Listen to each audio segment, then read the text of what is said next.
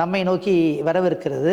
ரமலான்னாலே ஒரு ஒரு மகிழ்ச்சிங்க. அதாவது ஷாபானுடைய இறுதியிலேயே ரமலானுடைய அந்த சிலிர்ப்பை நீங்கள் உணரலாம். எப்படி நீங்க தென்காசியில போகும்போதே குற்றாலத்தினுடைய சாரலை உணர்கிறீர்களோ, அதுபோல வந்து இந்த ஷாபானுக்கு 15 கலந்துருச்சுனாலே அந்த ரமலானுடைய குளிர்ப்பை நீங்கள் உணரலாம். அப்படிதான் நம்ம உணர்ந்துகிட்டு இருக்கோம்.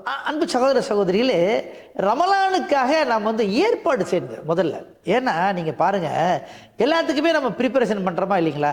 ஒரு கல்யாணமா இருக்கட்டும், நம்ம வீட்டில் நடக்கின்ற ஒரு புது வீட்டுக்கு நம்ம போறதா இருக்கட்டும், எவ்வளவு ஏற்பாடு பண்றோம், எவ்வளவு யோசிக்கின்றோம், எவ்வளவு பிளான் பண்றோம், எப்படி நம்ம வந்து செயல்படுறோம் இல்லைங்களா? சில பார்த்தீங்கன்னா கல்யாணத்துல 6 மாசத்துக்கு முன்னாடியே, ஏன் சென்னை போன்ற நகரங்கள்ல 1 வருஷத்துக்கு முன்னாடியே முதல்ல அட்வான்ஸை கொடுத்து மண்டபத்தை புக் பண்றாங்க. முதல்ல மண்டபத்தை புக் பண்ணுப்பா, சமைக்கிறவன் யாரு அதை பாருப்பா அப்படின்லாம் சொல்றாங்க.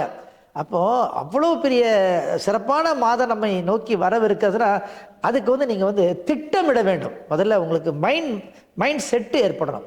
அதில் அந்த மைண்டில் வந்து அந்த ரமலானை பற்றிய எண்ணங்கள் இருக்கட்டும். ரமலானில் என்ன செய்ய போகிறோம், ரமலானை எப்படி பயன்படுத்திக்கிறது, ரமலானை எப்படி முழுமையாக அதனுடைய பயன்களை அடைந்து கொள்வது அப்படிங்கிற திட்டம் உங்கள்கிட்ட இருக்கணும். உதாரணமாக நீங்கள் பார்த்தீங்கன்னா, போன வருஷம் ரமலானில் நம்ம என்னெல்லாம் நினச்சோம், எதெல்லாம் செய்ய முடியாமல் போச்சு, போன ரமலானில் என்ன பலகீனங்கள் நம்ம இடத்துல இருந்தது, என்ன குறை இருந்தது, இந்த ரமலானில் அதை எப்படி நிறைவு செய்வது அப்படிங்கிற திட்டம் இருக்கணுமா இல்லைங்களா?